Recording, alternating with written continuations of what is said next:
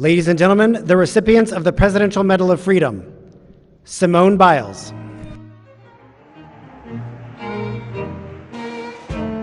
Sister Simone Campbell, Father Alex Carlutzos, Lorene Powell Jobs, accepting on behalf of Steve Jobs, Congresswoman Gabby Giffords,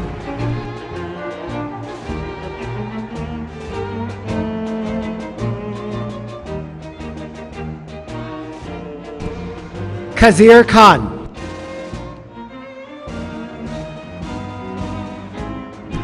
Sandra Lindsay, Ambassador Cindy McCain, accepting on behalf of Senator John McCain,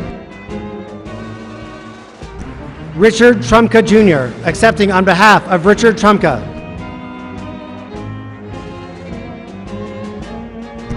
Megan Rapinoe,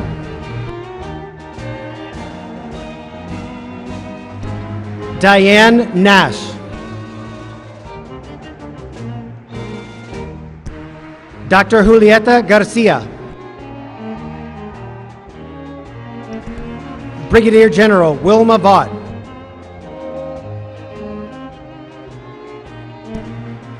Fred Gray,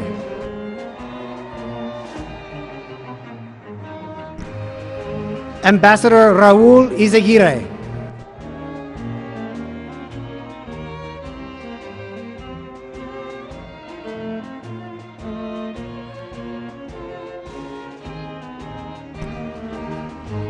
and Senator Alan Simpson.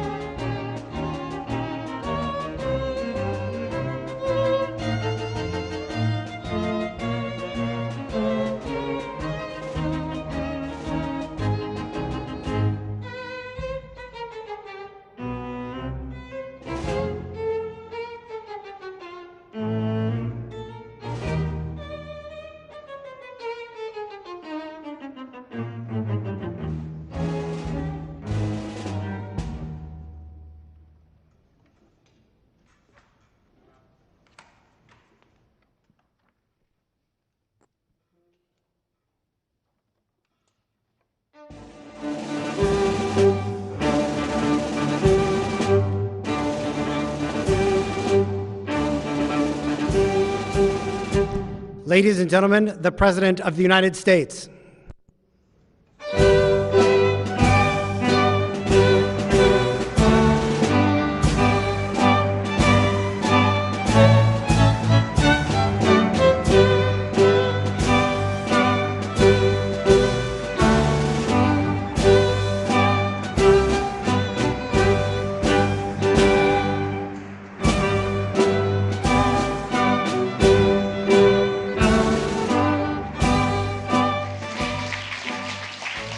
Please have a seat.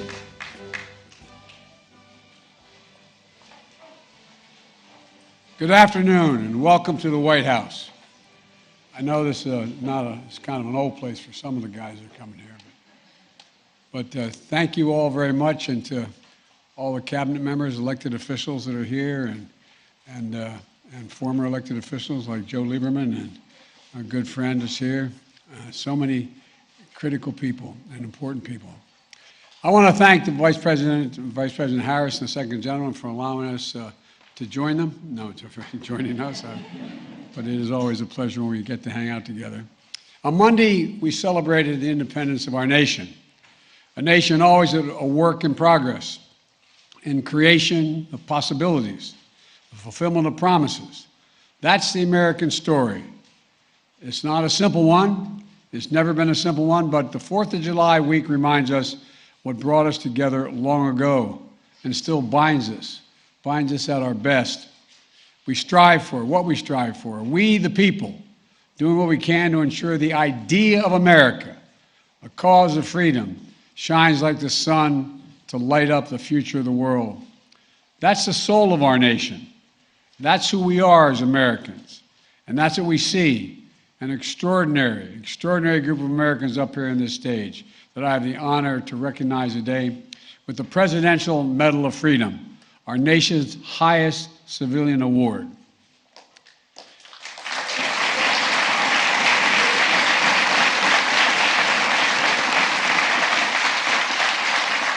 Simone Biles, the most decorated American gymnast in history, who everyone stops everything every time she was on camera, just to watch, just to see her.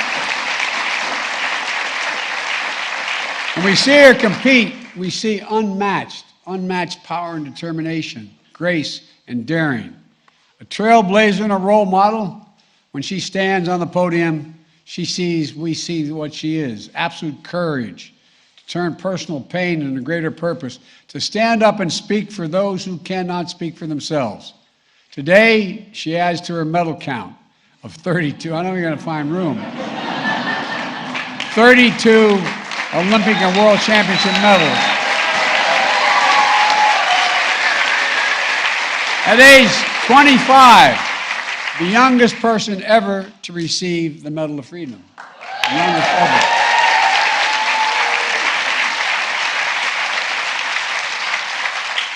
There's so much more to give. A fellow elite athlete, Megan Rapinoe. Where, Megan? Where are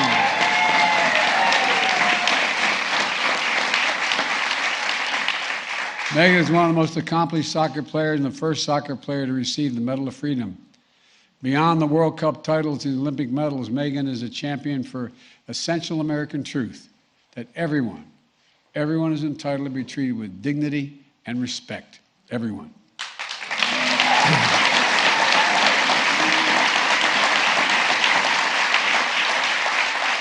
Along with her incredible teammates of the United States women's national team, and by the way, my son Hunter and daughter-in-law are here. His daughter was a great high school athlete, and she was so excited to be with you when you won the championship, and walking off the field.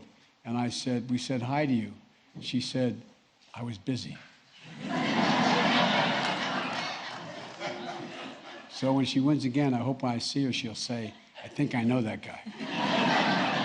Maybe? It depends. I think yes. Megan did something really consequential. She helped lead the change for perhaps the most important victory for anyone on her soccer team or any soccer team. Equal pay for women. Equal pay for women.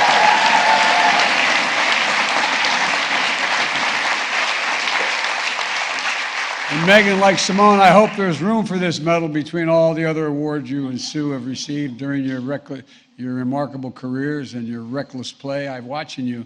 My Lord, you have such, you are a good kid. Simone and Megan would be the first to acknowledge they stand on the shoulders of those who came before them, like Air Force Colonel Brigadier General retired Wilma Vaughn.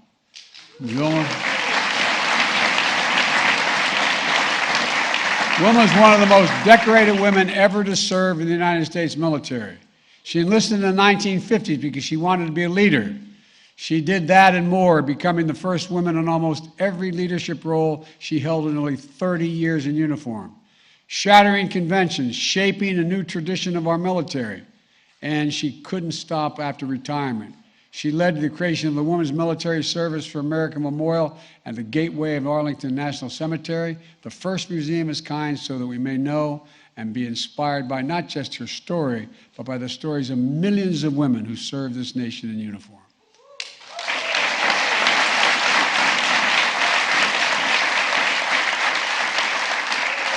As a 23-year-old student at Fisk University, Diane Nash received a phone call from Attorney General Robert Kennedy's top deputies, warning her about the violence at the next stop of the Freedom Ride she organized across the South. She replied, and I quote, "We all signed our last will and testaments before they left. We know someone will be killed, but we cannot let violence overcome nonviolence." Think of that. With unmistakable courage and unshakable courage and leadership, Diane Nash shaped some of the most important civil rights efforts in American history. A key architect of the sit-in movement in Nashville. After 4 little girls were murdered at the 16th Street Baptist Church in Birmingham, she called for a nonviolent movement across Alabama that planted the seeds that became the Selma Campaign 2 years later. Her activism echoes the call of freedom around the world today. And yet, she is the first to say the medal is shared with hundreds of thousands of patriotic Americans who sacrificed so much for the cause of liberty and justice for all. And by the way, she asked me to make sure to add that because she didn't want to take all the credit herself.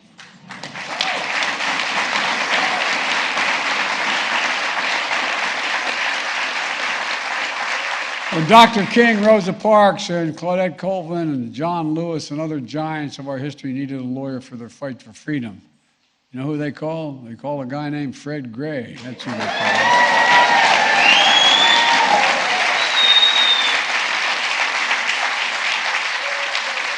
One of the most important civil rights lawyers in our history.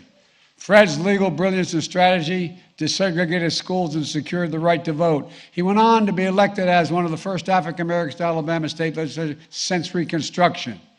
An ordained minister, he imbued a righteous calling that touched the soul of our nation.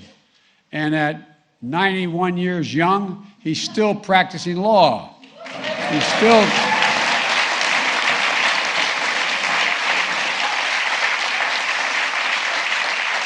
And he's still keeping the faith in the best of America. And the best of America includes Raul, you're something else, man.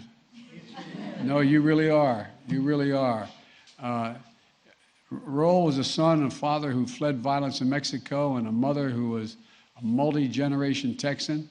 Raul dreamed of American dream from San Juan, Texas, in the lower Rio Grande Valley. He served with honor in the United States Air Force, then turned a small civil rights group into one of the nation's most important ones.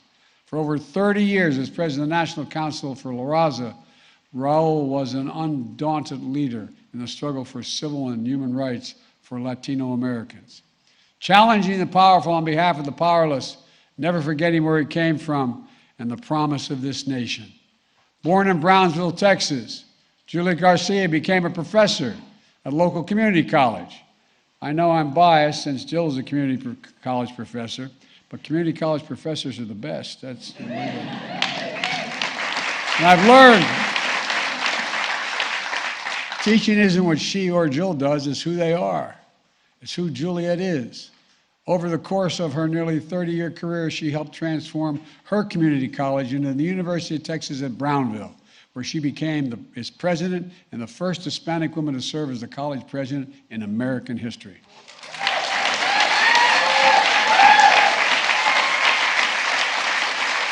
Believing education is the cornerstone of our democracy, she created a culture of excellence, affirmation, and intellectual curiosity for generations of students, many of the first in their families to go to college, and who see their American dream through her and because of her.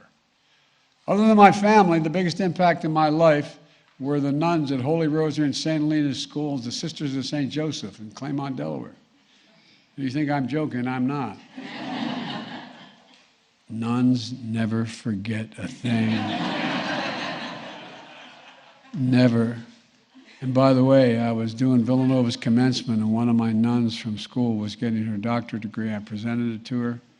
And she said, "That was pretty good, Joe, but you said you instead of me at the time." They taught me in school, and they helped me. I used to stutter very badly. They gave me confidence. They gave me confidence that I could do anything. They really did. For so many people and for the nation, Sister Simone Campbell is a gift from God. And for the past 50 years, She embodied the belief in our church that faith without works is dead, and will know me for what you will know me for what I do, and what you do the least of thee, you do unto me. That's Sister Simone. That's what she does. The nuns in the bus were simply remarkable. I wasn't going to do this. They told me not to. I'm going to do it anyway. I'm going to tell a story. I went over to see Pope Benedict in his last couple months. We didn't know at the time. And we had a long conversation. He's a great theologian, a very conservative theologian. And my avocation is theology. You come to my house, there's a whole wall on comparative theology. I know Alan's. And so we finished the conversation. He was very generous, and he put his hand across the desk and put it on my hand. He said, "Can I ask you a favor?" And then I was vice president, Mr. Vice President. I said, "Of course, Your Holiness." He said, "I'd like some advice. You have any advice for me?" I said, "It'd be presumptuous of me to give you advice, Your Holiness." He said, "No, really." And I smiled, and I said, "Well, one piece of advice." I said, "I'd go easy on the nuns. They're more popular than you are." The fact that 6 weeks later he retired, I don't know what anyone is doing. But sister, your standing up was a big deal. A big, big deal. Becoming a lawyer to represent the poor and the left behind a decade ago as the nation was debating the Affordable Care Act and the values of our budgets, there she was, leading a group of nuns in a nationwide bus campaign to make the case, the moral case, that health care is a right in this country, not a privilege, and the obligation to help other people most in need. Compassionate and brave, humble and strong, today Sister Simone remains a beacon of light. She's the embodiment of a covenant of trust, hope, and progress of our nation. And I'm happy to call her my friend. Thank you, sister.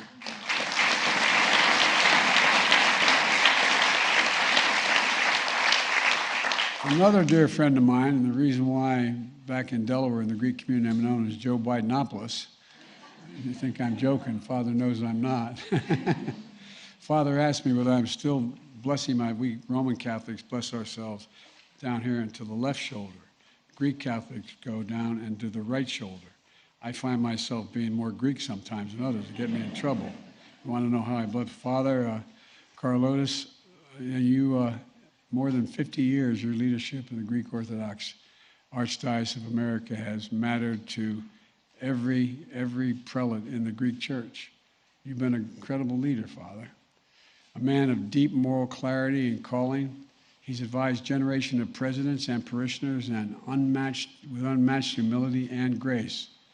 I've traveled the country and the world with him, including Father Alex's homeland in Greece, to strengthen the bonds between two nations founded on the belief that democracy is the way. And on more than one occasion, Father Alex and I have had the honor to visit His All Holiness Ecumenical Patriarch Bartholomew, which is a great honor. This is the 100th anniversary of the Greek Orthodox Church in America. We honor one of the most dedicated leaders, my dear friend, Father Alex.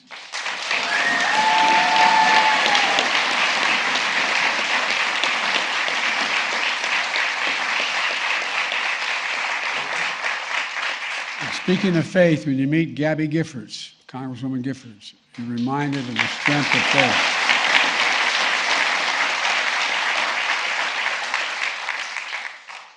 And the power of public service.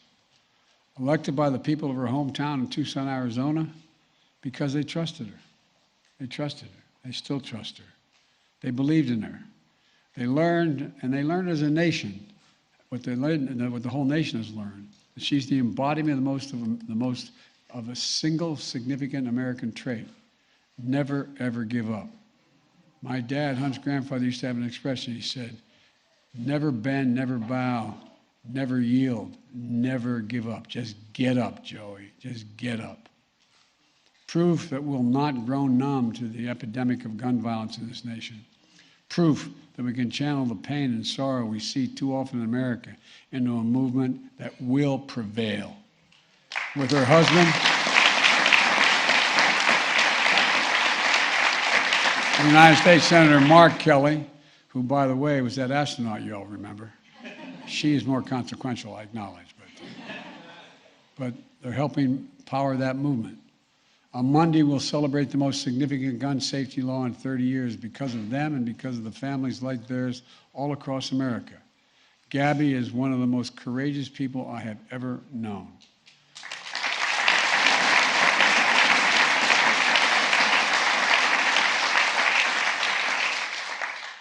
One of the most decent, stand-up, genuine guys I've ever served with, and I serve with a lot of senators, is this guy, Alan Simpson. Alan's the real deal. Former United States Senator from his beloved Wyoming, a Republican. We served together in the United States Senate for nearly 2 decades.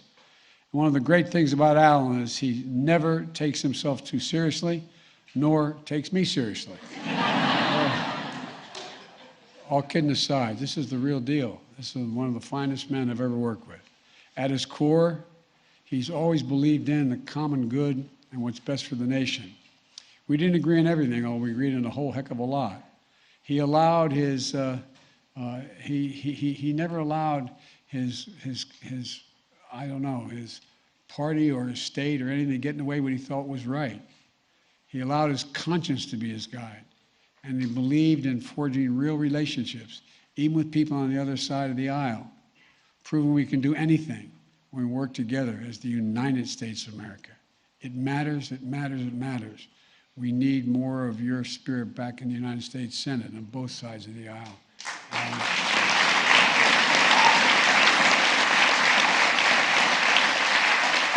Just ask Khizr Khan, who studied the U.S. Constitution as a law student in Pakistan.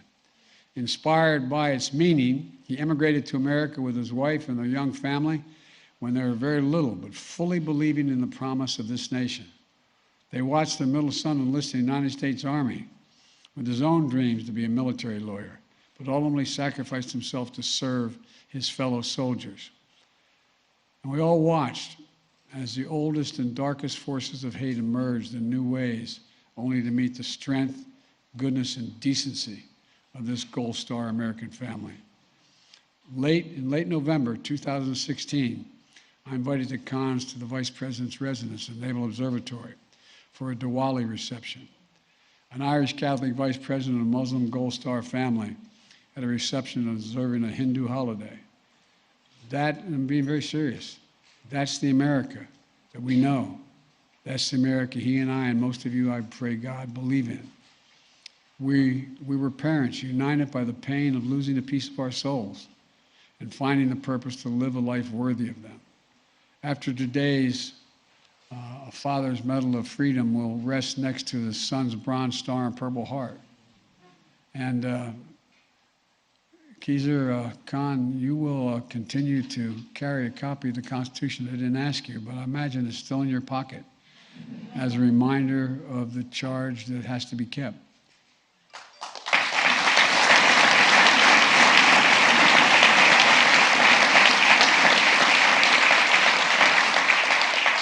When she was 18 years old, Sandra Lindsay immigrated to Queens, New York from Jamaica to pursue her dream of becoming a nurse. As director of nursing and critical care at a hospital in Queens during the height of the pandemic, she poured her heart into helping patients fight for their lives and to keep their fellow nurses safe. And when the time came, she was the first person in America to get fully vaccinated outside of clinical trials. Sandra, as I told you before, if there's any angels in heaven, they're all nurses, male and female. No, for real. They really are. Many of you who have spent a lot of time in the hospital, as some of us have, you know. Doctors let you live. Nurses, male and female, make you want to live. Make you want to live. Sandra's vaccination card and hospital scrubs and badge are part of the Smithsonian National Museum of American History exhibit on COVID-19. Today, she receives our nation's highest civilian honor and deserves it.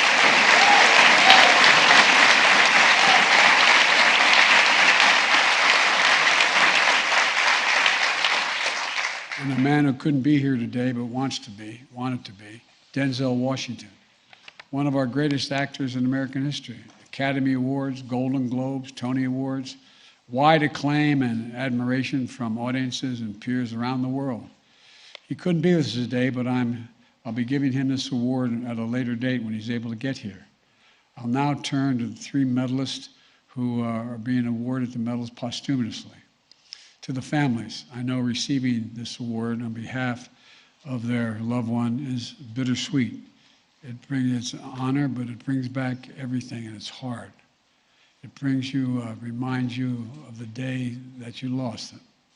But I know anything and I appreciate your willingness to be here on this day. We've already seen more technological change in the last 10 years than almost ever before in history. We're going to see a lot more change in the next 10 years. And much, much more of that is because of Steve Jobs. Not just because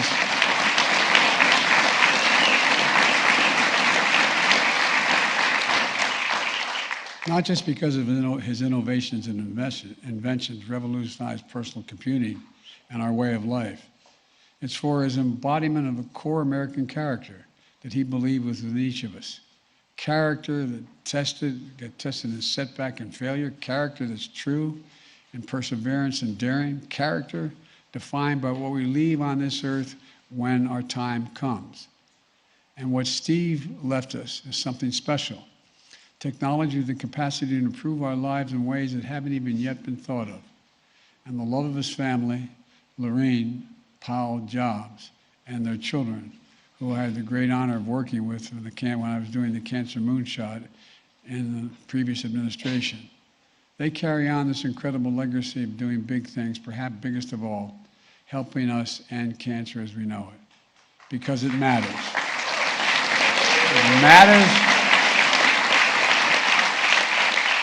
It matters to people who need help is why they do it, and it mattered to Steve Jobs. Richard Trumka, he said about unions, quote, "We do America's work." No one did more work for American workers than he did. For Rich,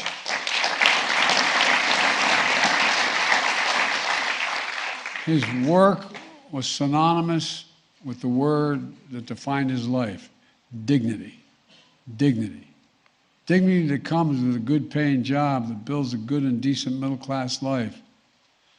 And his work was fierce, always trying to do the right thing for working people, fighting for and protecting their wages, their safety, their pensions they earned and deserved, fighting for the worker power and for America itself and our economic might and dynamism.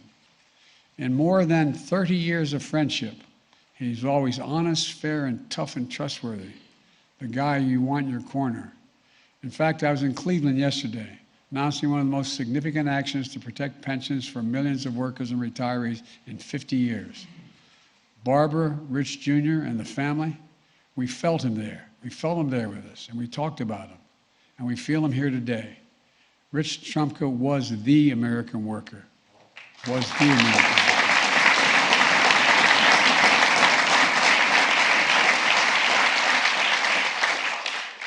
When I was a young man, too young to serve in the Senate, but old enough to get elected, you can't be sworn in until you turn 30, but you can elect before that. I got elected 17 days before that. And I had the great honor, because of a guy named Mansfield, the majority leader from Montana, to put me on a very coveted committee at the time, the Foreign Relations Committee. That's when I first met John McCain a couple years later. He was a Navy liaison in the United States Senate, and a liaison to our committee. When we traveled with a Navy liaison personnel. John and I traveled the world together, literally traveled the world together. We became friends. We agreed on a lot more than we disagreed on. And although he was my Navy liaison, I turned to him for advice lots of times when we were talking about foreign policy issues abroad. But the two things we never talked about. We never talked about his imprisonment in the Hanoi Hilton, nor the death of my wife and my daughter. The pains were significantly different, but somehow we seemed to sort of understand one another. It was a long time ago. We both wanted to make things better for the country that we both loved, and that never wavered. In fact, I admit to my Democratic friends, I'm the guy that encouraged John to go home and run for office, for real, because I knew what incredible courage, intellect, and conscience he had. We used to argue like hell on the Senate floor, but then we'd go down and have lunch together afterwards, as you remember. We ran against each other, which I didn't like, on tickets to the highest office in the land. I was the candidate for vice president, he was the candidate for president. I never stopped admiring John, never said a negative thing about him in my life, because I knew his honor, his courage, and his commitment. That was John McCain. And the code he inherited from his family that served before him and is passed on to his brothers, sisters, children, grandchildren today. Cindy, Madam Ambassador, and the family, I'm honored you have to accept this medal on his behalf. As they say in the Senate, a point of personal privilege. I was John was staffing me on a trip to Asia in the late 70s. And we stopped in, there you are, we stopped in Hawaii. And Cindy, I think you were there on vacation. And you were talking to my wife, Jill, and John kept looking at her. and he talked about her. So Jill and I did something which was a little presumptuous. We made sure they introduced one another. He still owes me. I think it's the best thing we ever did for John. The very best.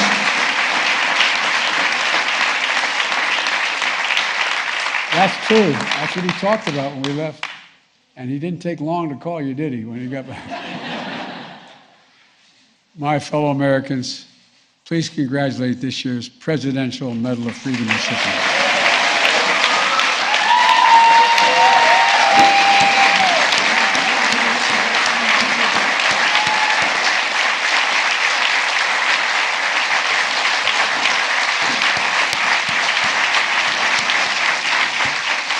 Now I'm going to ask the military aide to read the rest of the citations as we present the medals. Please be seated.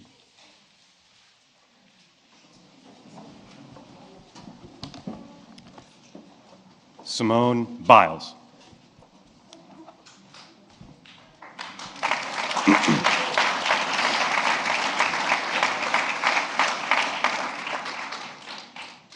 Overcoming great odds, Simone Biles is the most decorated American gymnast in history. A former foster child who became a once-in-a-generation athlete, transforming her sport with artistry and degrees of difficulty that reimagine what is possible. With absolute courage and honesty, she expands the legacy of our greatest champions who challenge the powerful and speak up for justice and the wellness of body and mind. Leaning on faith in God and family, Simone Biles is an inspiring symbol of strength, grace, and pride in those three letters, USA.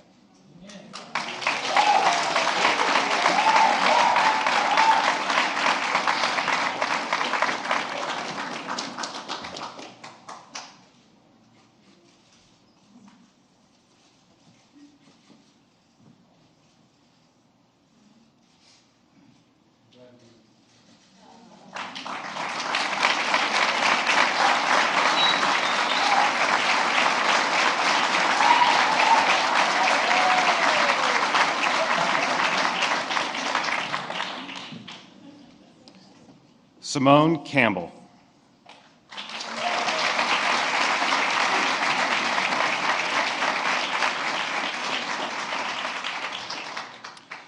Inspired by nuns in Catholic school, Sister Simone Campbell has dedicated her life to the suffering and the searching. For nearly 50 years as a nun and an attorney, she has led organizations that provide free legal services to the poor and advocate for workers and immigrants. Her moral courage helped pass the Affordable Care Act and guide the Nuns on a Bus tour across America to protect the impoverished. With humility and fearlessness, Sister Simone embodies the blessing of faith in God and our obligations to one another as fellow Americans.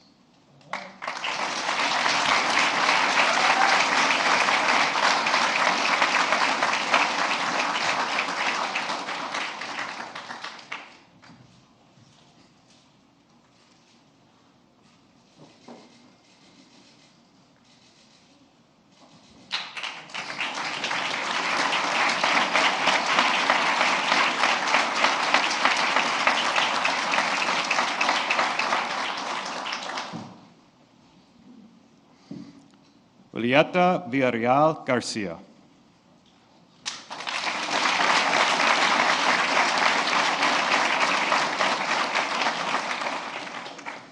Born in a Texas border town, Dr. Julieta Garcia became the first in her family to graduate from college and the first Mexican-American woman to lead an American college or university. Over 2 decades, she transformed her hometown, University of Texas Brownsville, into a center of excellence for countless students who were inspired by her example.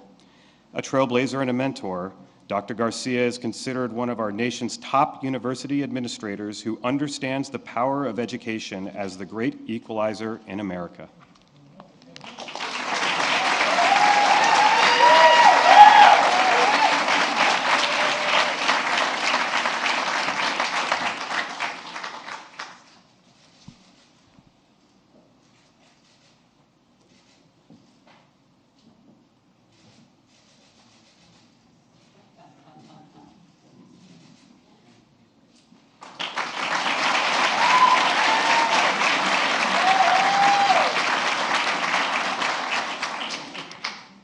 Gabrielle Giffords.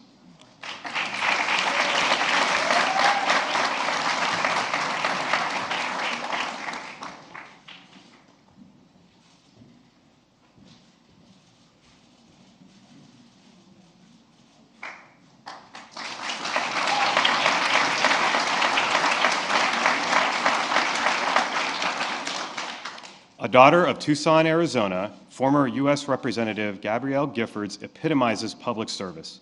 Voters elected her 5 times to state and federal office. Even after that January day in 2011 that shocked our nation's conscience, she summoned the courage to keep serving. She learned to walk, speak, and write again. With the support of her husband, U.S. Senator Mark Kelly, she turned pain into purpose as one of the most powerful voices working to end gun violence in America. Because of her, lives will be saved and America will be safer.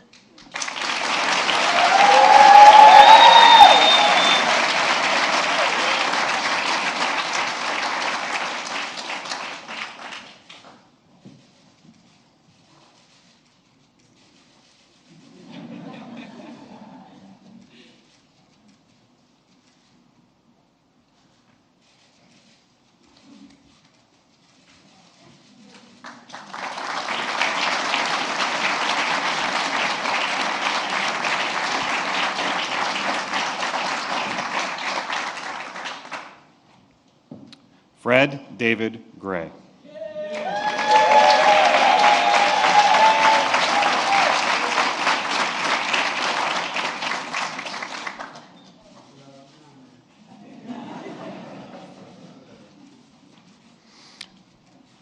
When Rosa Parks refused to move to the back of the bus, Fred Gray represented her in front of the courtroom, just as he did for Martin Luther King Jr. and countless marchers for justice. Risking his own safety, he helped secure voting rights, desegregate schools, and win other battles for the soul of our nation. A patriarch of a family and a movement, Fred Gray is a lawyer by trade and a preacher at heart who follows the command to hate evil, love good, and establish justice in the gate.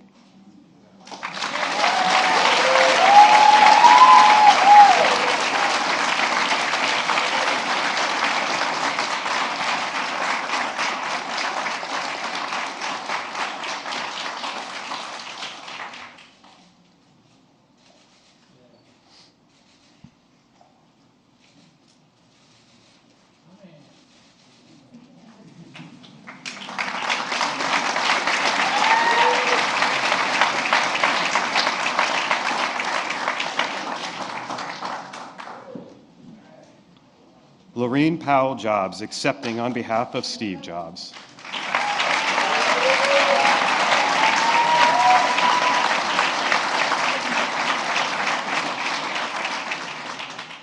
Few people in history embody the American spirit of innovation like Steve Jobs. The adopted son of high school educated parents, he redeemed soda bottles to pay for his meals after dropping out of college. At every turn of life, he dared to think different. As the co-founder of Apple, he created one of the most important companies in history, bringing computing into homes and phones and revolutionizing our way of life.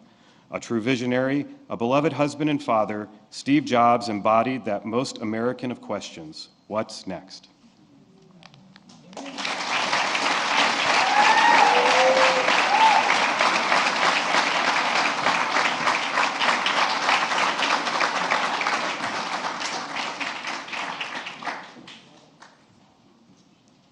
Alexander Karlustis.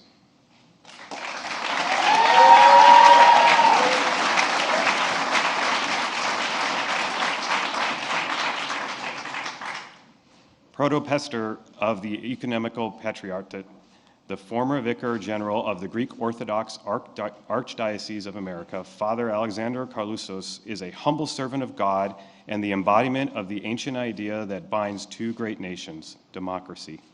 Through more than 50 years of service with moral clarity, love of family, and pride in the Greek American community, the man known simply as Father Alex to presidents and parishioners alike inspires us to believe in the power of we the people.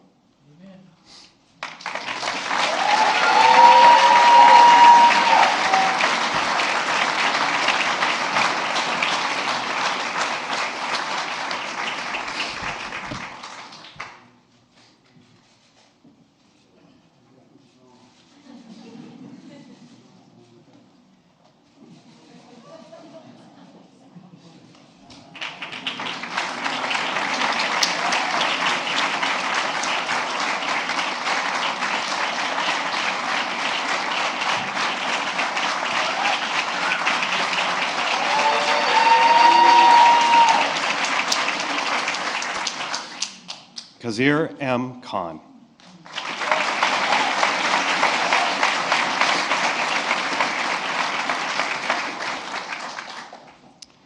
A son of farmers in Pakistan, Kazir Khan studied law, inspired by the U.S. Constitution. He met and married a college classmate, Ghazala, and together they immigrated to America.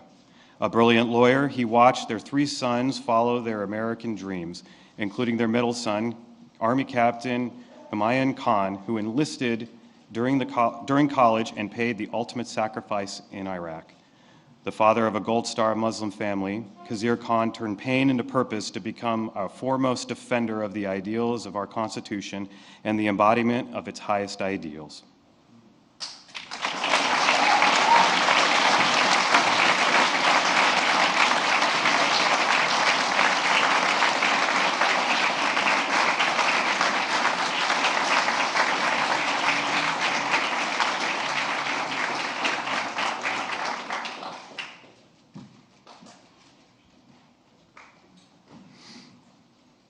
Sandra Liza Lindsay.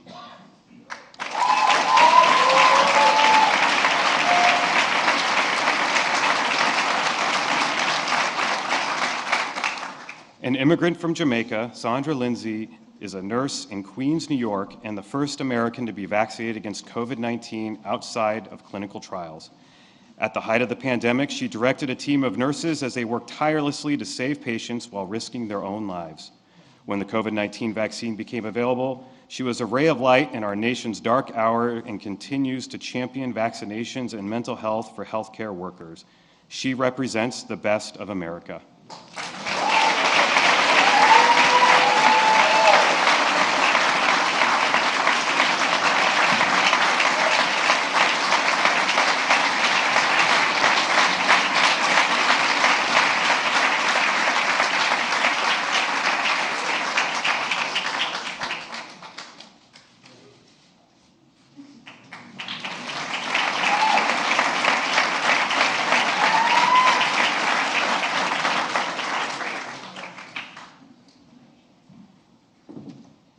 Cindy McCain, accepting on behalf of John S. McCain III.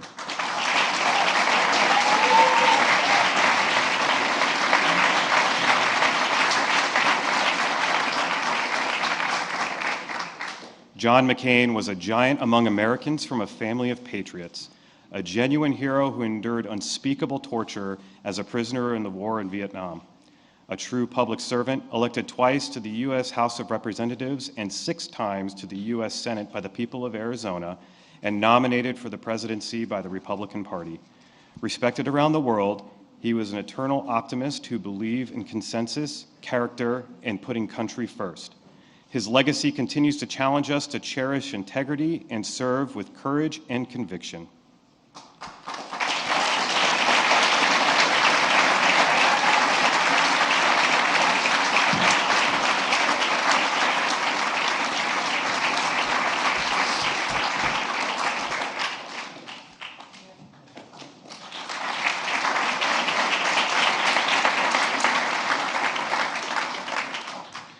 Diane J. Nash.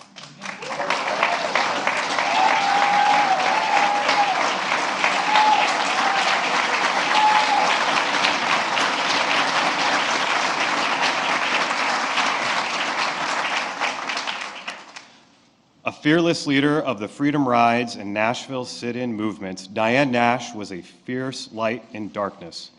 She did more than dream a better America. She helped build one. As a founder of the Student Nonviolent Coordinating Committee in the 1960s, she led some of the most important 20th century civil rights campaigns that inspire activism around the world to this day. For her strategic savvy and absolute courage, Americans owe a debt of gratitude to Diane Nash for helping forge a path toward a more perfect union. Amen.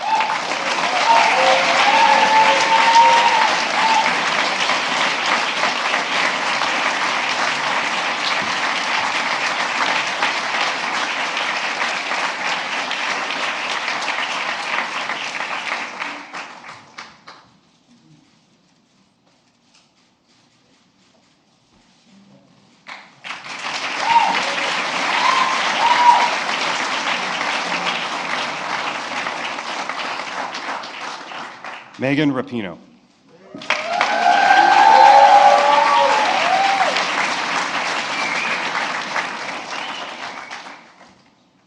World Cup champion, Olympic gold medalist, named the world's best women's soccer player, Megan Rapinoe is one of America's great athletes. Known for her creative play and leadership, she also leads with a fierce will off the field. A champion protecting the rights of fellow LGBTQI+ Americans. A leader on the U.S. women's soccer national team, perhaps the most dominant of any team in any sport in their successful fight for equal pay. Megan Rapinoe challenges and inspires millions of people who believe in themselves and the possibilities of our nation.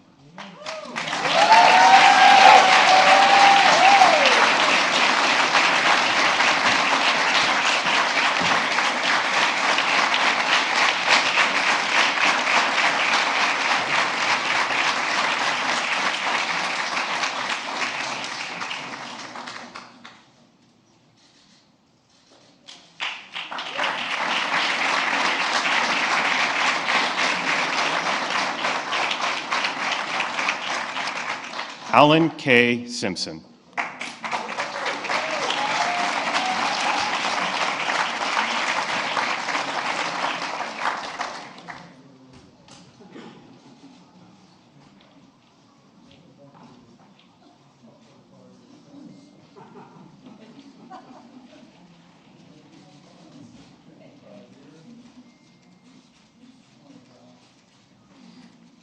An Army veteran and public servant, Alan Simpson served with conviction and integrity for 18 years as a Republican U.S. Senator from his beloved state of Wyoming.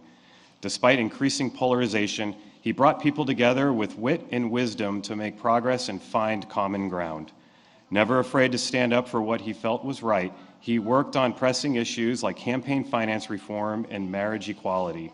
Alan Simpson exemplifies our national ideas of civil discourse, responsible governance, and public service.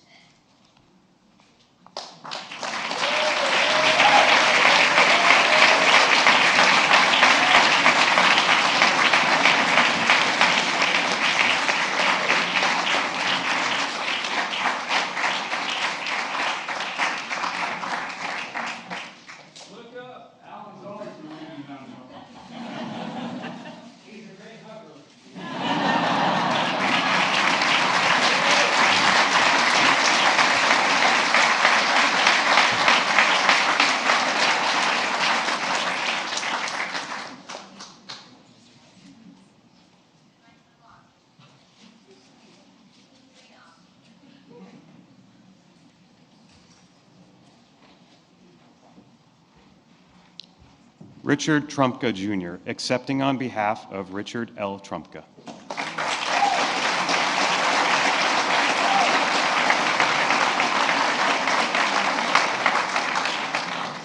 The son of a coal miner, Richard Trumpka followed his father into the mines to later become the president of the United Mine Workers and president of the AFL-CIO.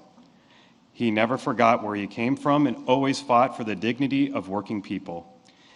He built worker power by speaking truth to power, knowing that the middle class built America and unions built the middle class. No one did more in the last half century to build unions than Richard Trumpka did. A beloved husband, father, and grandfather, he was the American worker.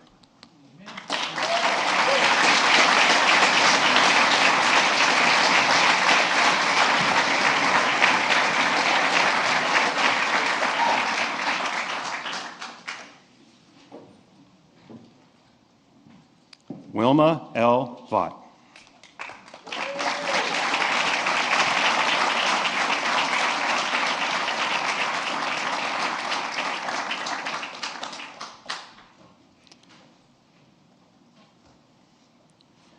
Retired Air Force Brigadier General Wilma Vaught is one of the most decorated women in the history of the United States military. Enlisting in the 1950s, over the next 28 years, she would serve in Vietnam, Europe, and across America, continually rising in rank to become the first woman to hold every job she ever had.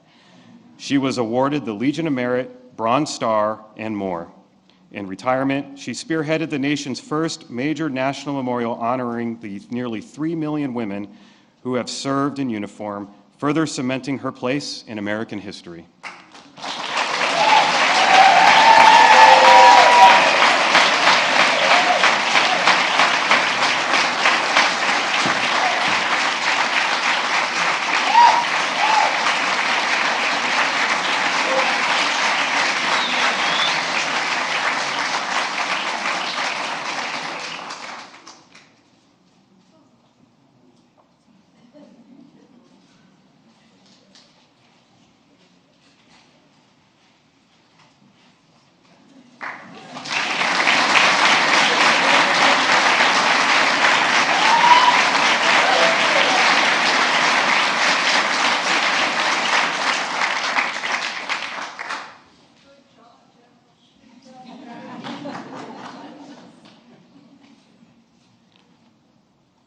Raul Izaguirre.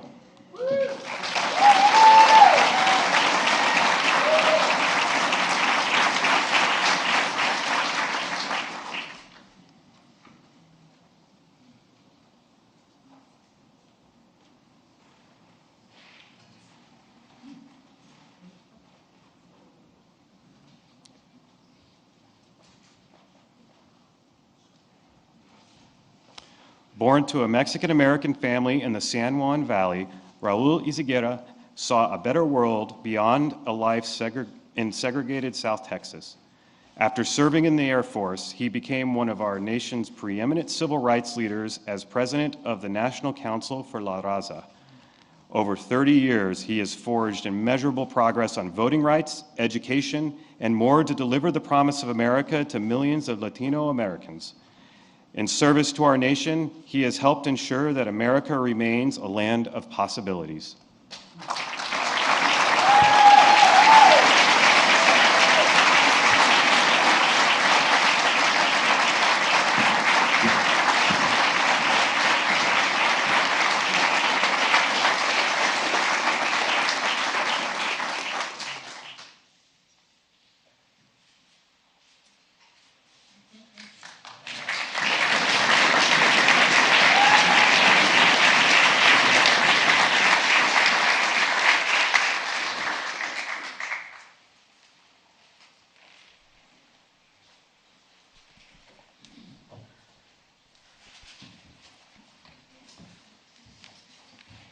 This is America.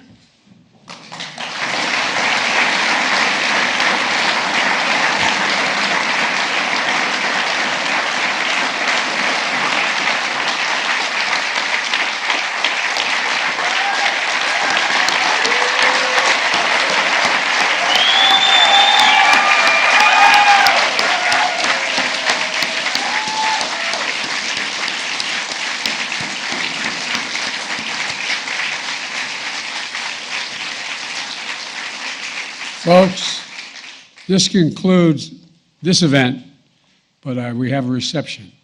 I hope you'll stay and enjoy it. Again, thank you, thank you, thank you, all of you. Ladies and gentlemen, please remain in your seats as the President, Vice President, Second Gentleman, and medalists depart the East Room. Thank you.